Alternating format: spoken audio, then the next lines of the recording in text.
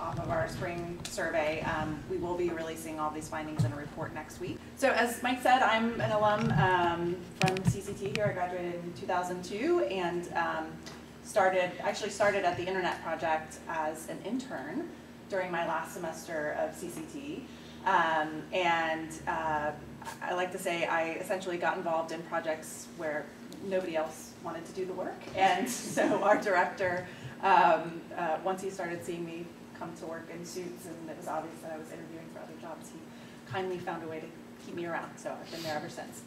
I don't know how familiar all of you are with the Pew Internet Project, but just really quickly, we are one of 7 projects housed within the Pew Research Center. We like to call ourselves a fact tank. We are fully funded by the Pew Charitable Trust. The work that we do is very much separate from the advocacy work that Pew does, and that's very important. All of our research is meant to be impartial and nonpartisan. Our grant is specifically to study the use and social impact of the internet and other digital technologies. So we've been putting out reports since March 2000, and we have been tracking over time everything from just basic internet adoption to a wide range of impact areas across health and looking at the adoption of mobile devices and what that means. Mike has been part of our advisory board, and I remember a meeting several years ago where we actually had the question posed to the group whether or not we should expand our research scope away from just the internet to include mobile devices.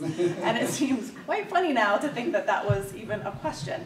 But we made that decision with the sage advice of our advisory board, and so now we look at all kinds of devices and gadgets. We, of course, don't promote any specific technologies. We're not pro-broadband adoption or anti-Facebook. And our research has primarily been based on telephone surveys, believe it or not. One of the best ways to study the way people use the internet and internet adoption, particularly when you want to talk to people who are not online and understand why they're not online, is still to use telephone surveys, though we are increasingly integrating some online methodologies as well. So that's part of our work in the future. Now, just briefly to give you kind of the bird's eye view, which is often what we do in these presentations and panels. 82% of all adults in the US are currently online, and 67% are using the internet on a typical day. Just to give you some perspective, when we first did our surveying in 2000, 46% of adults were online. So radical change since then. In the past couple of years, home broadband adoption has really slowed. The work of the FCC has also shown the same pattern. So essentially the rate of broadband adoption has slowed since 2009. It's about 2/3 of all adults who have broadband at home. At this point, most adults who don't have broadband at home simply aren't online at all. So that's the real hurdle, is just getting them on the internet. We know, of course, that many of these adults are older adults who aren't using the internet at all. For the first time, and this is going to be the lead finding in our report, half of all adults ages 65 and older are online. It's 53%, up from just 14% in 2000. Looking at how it's changed over time, but essentially you can see that the place where older adults are now, those ages 65 and older, is essentially where the general population was when we started our surveying. So it's taken them a long time to get where they are. That said, there's of course a lot of variation in that group. There are many users that are very savvy users. There are other users who are intermittent users. So it's certainly not a monolith of users with the same skills. Looking more closely at home broadband adoption relative to general internet adoption numbers.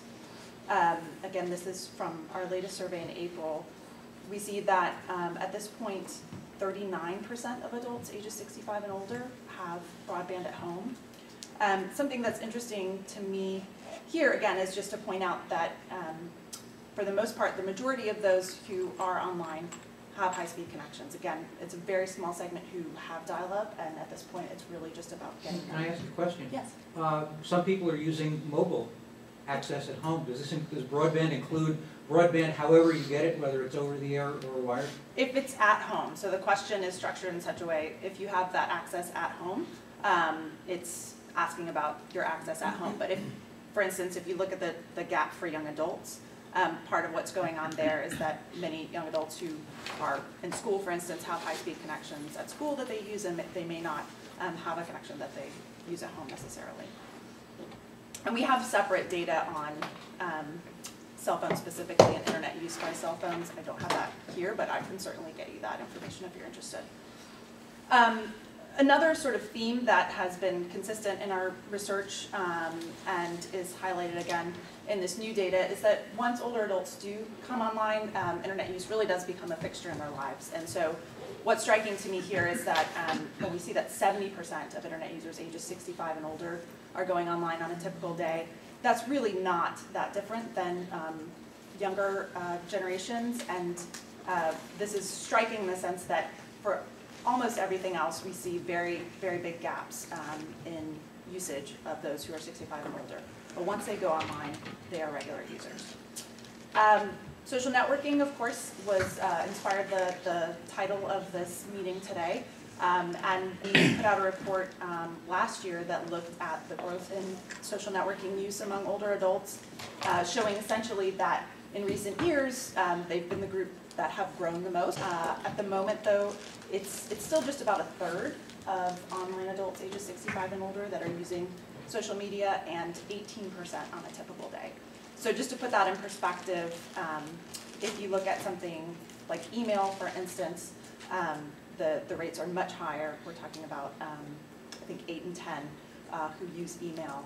And for something like video calling, I know Mike mentioned in the description for the talk, the use of Skype, that's much lower than social networking use. That's at around 15 for those 65 and older. Another interesting report that I just wanted to touch on for a moment, and you can find any of these, once our report comes out, you can find any of these full data sets if you want to learn more. But we did a special report on people's motivations for social networking use last year, and one interesting age-related finding is that older adults say that staying in touch with family is the main reason they use SNS, social networking sites. And for those under age 50, it's really about staying in touch with friends. So family and connection to family is really a critical reason that people are using these tools. Looking ahead, of course, mobile devices are where everything is moving. So I wanted to give you all just some updates, our latest numbers on sort of gadget ownership across different age groups. And important to note here that cell phone adoption rates are quite high. And so we're seeing here that 7 in 10 adults ages 65 and older own cell phones. We have separate data on smartphones, if you are interested in looking at that as well. But there's great potential here for those who are interested in using specialized apps for older adults to promote aging in place. Certainly cell phones are going to be the sort of easiest transition point in terms of those who already have them and are comfortable using them. Of course, there are limitations with using cell phones in terms of the small size of the screens, but also with tablets. I think it's important to show that older adults aren't that far behind the general population, both in their ownership of tablets and e-readers. And so, you know, certainly as we look to the future, we're going to see much more exciting things happening there. I think we're going to hear specific examples of what is already being done with these devices, so I don't want to take any more time, but just want to let all of you know that any of these data points, if you sort of say, oh, I'd like to see, you know, how this looks for 70 and older, or you know, how smartphone ownership compares to cell phone ownership overall, I can certainly give you those data points over email, or if you want to talk over the phone. So, okay, thanks.